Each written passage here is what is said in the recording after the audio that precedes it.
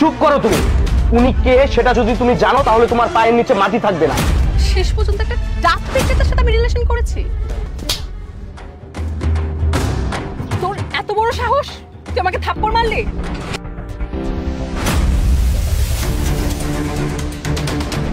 আরে আরে আরে আরে ভাই ভাই ওঠেন। আরে আপনি আপনি ঠিক আছেন? হ্যাঁ আমি সুস্থ আছি। আপনার গায়ে তো অনেক জ্বর। আপনার বাসা কোথায়? এই যে একটু সামনে আমার বাসা। ও আপনি তো এটা নিয়ে যেতে পারবেন না। একটা কাজ করি, আপনাকে আমি এগিয়ে দেই। ভাই আমি নিয়ে যেতে পারবো, সমস্যা নেই। না ভাই, আপনার যে শরীরের অবস্থা, আপনি এটা নিয়ে যেতে পারবেন না। একটা কাজ করি, আমি নিয়ে যাই। না ভাই আমি সুস্থ আছি, আমি নিয়ে যেতে পারবো। আরে ভাই সমস্যা নেই, চলেন ভাই। বাহ, এত চমৎকার দৃশ্য!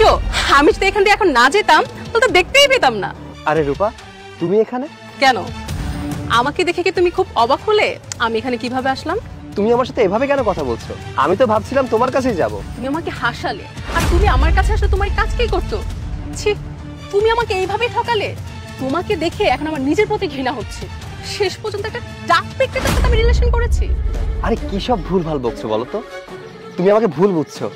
আমি কেন ডাব বিক্রি করতে যাব? আমি যা বলেছি ঠিকই বলেছি। ভালো পোশাক পরে স্মার্ট সেজে আমাকে পটিয়েছো। ভেবেছো যে আমার বাবার যত সম্পত্তি আছে সব সম্পত্তি তুমি ভোগ করবে? এটা আমি কখনোই হতে দিব না।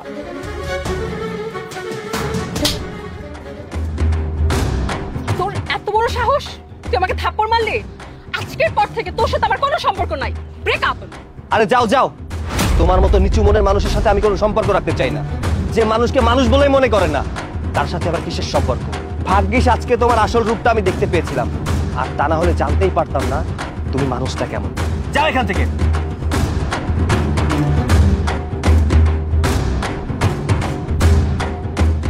ভাই এই মেয়েটার কাছে আপনি আমার জন্য অপমান হইলেন, আমাকে আপনি ক্ষমা করে দেন।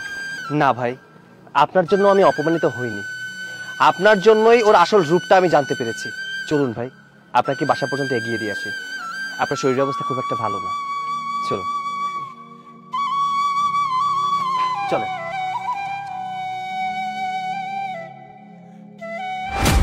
আচ্ছা রূপা, তুমি আমাকে কখনো ভুলে যাবে না তো? এটা আবার কেমন কথা? আমি তোমাকে ভালোবাসি না? আচ্ছা শোনো না, আমাদের রিলেশনের তো অনেক দিন হলো, এবার তোমার বাসা আমাদের কথাটা জানিয়ে দাও। শোনো, চাকরির জন্য চেষ্টা করছি, চাকরিটা একবার হয়ে গেলে তারপর বিয়ে করে ফেলবো। কবে তোমার চাকরি হবে? আচ্ছা সজল, তোমাকে একটা কথা জিজ্ঞেস করি। আচ্ছা বলো, কি কথা? তুমি তো বললে না তোমার বাবা কি করে। আচ্ছা আমার বাবার কি আছে এটা জেনে তুমি কি করবে? আমার কি আছে সেটা দেখো। আমি জানি তোমরা অনেক বড় লোক, কিন্তু আমার না অনেক জানতে ইচ্ছে করে। হবু শ্বশুর বাড়ি বলে কথা। কেন? আমরা যদি বড়লোক না হই তাহলে কি আমাকে বিয়ে করবে না? করবো না কেন? আর তুমি গরিব হতে যাবে কেন? তোমার পোশাক আশাক, তোমার কথাবার্তা দেখে তো বোঝাই যায় তুমি অনেক বড় লোক। আচ্ছা রূপা, একটা কথা বলো তো, তুমি যদি কখনো জানতে পারো যে আমার অর্থনৈতিক অবস্থা খুব একটা ভালো না, আমরা গরিব, তাহলে কি আমার সাথে সম্পর্ক রাখবে না? বারবার এক কথা বলো না তো, আমি তো জানি তোমরা অনেক বড় লোক। আমার বাবার কি আছে না আছে একটা সময় তুমি জানতে পারবে, বাট সবকিছুর উপর একটা সত্যি কথা কি জানো? আমি তোমাকে অনেক ভালোবাসি। আমি তোমাকে ছাড়া বাঁচতে পারবো না। আমিও তোমাকে আমার জীবনের চেয়ে অনেক বেশি ভালোবাসি। রূপা, যে কোনো পরিস্থিতিতে তুমি আমার সাথে থাকবে তো? হ্যাঁ থাকবো। তুমি সত্যি বলছো? এই যে তোমার মাথায় হাত রেখে কথা দিলাম, আমি তোমাকে কখনো ছেড়ে যাব না।